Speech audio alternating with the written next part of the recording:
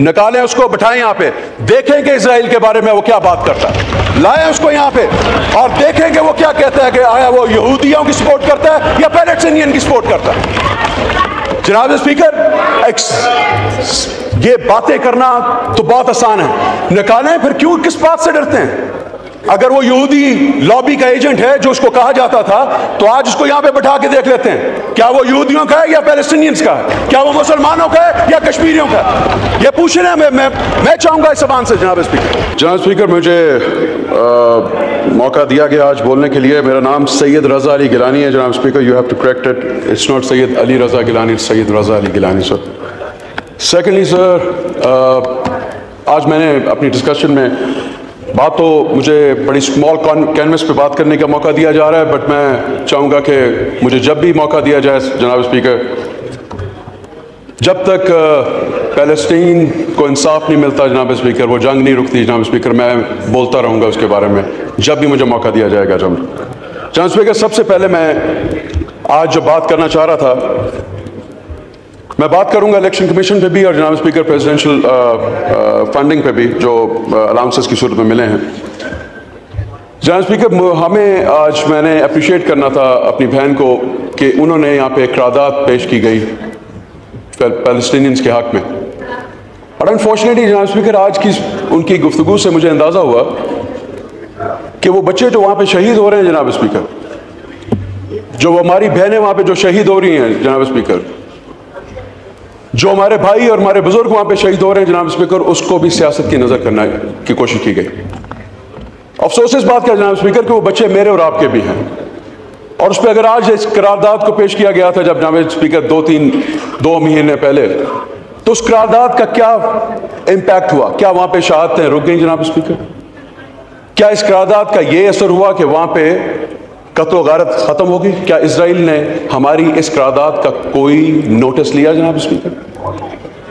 वो बिल्कुल नहीं लेगा जनाब स्पीकर, क्योंकि इस अवान का तकद्दस पमाल हो चुका है जनाब स्पीकर। इस अवान ने हमेशा पॉइंट स्कोरिंग पे, अभी तक जब तक मैं ये सुन रहा हूं, पॉइंट स्कोरिंग पे अपनी सियासत और अपने पार्टीज को आगे लेके आए हैं जनाब स्पीकर, जबकि जो असल इश्यूज हैं उससे ये अवान बिल्कुल दूर रहा है।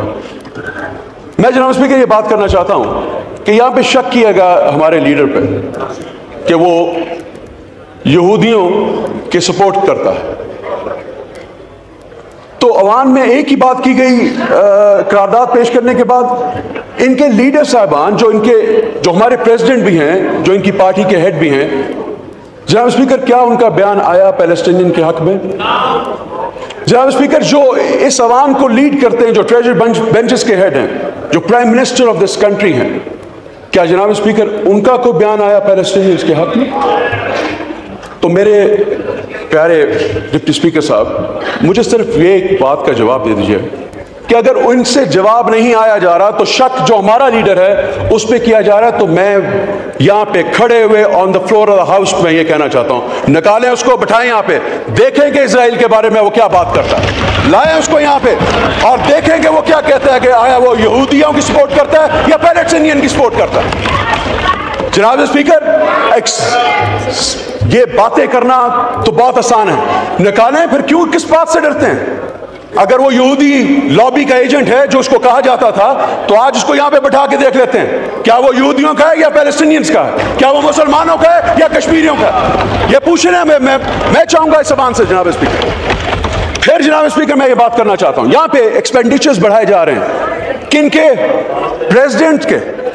जनाब स्पीकर, हम थर्ड वर्ल्ड में हैं, हमारे पास खाने के लिए पैसा नहीं है जनाब स्पीकर, हमारी आवाम मर रही है वहां पे, जिम्मेदार इस वक्त मरने के दोराहे पे चला गया जनाब स्पीकर, और यहां पे एक्सपेंडिचर्स बढ़ाए जा रहे हैं उनकी लग्जरी के लिए।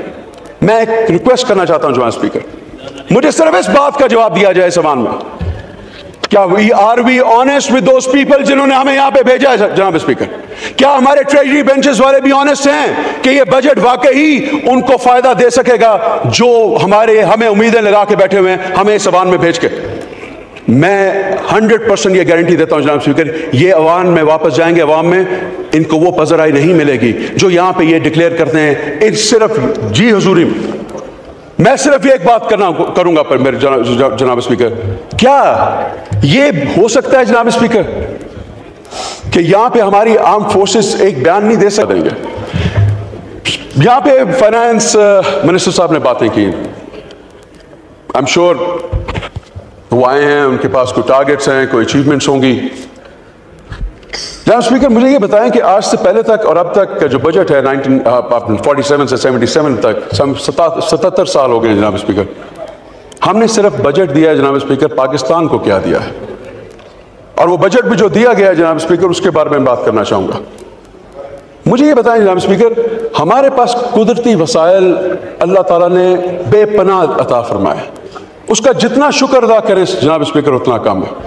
यहां पे आज फाइनेंस मिनिस्टर साहब ने कहा कि हमारा सी पैक में हम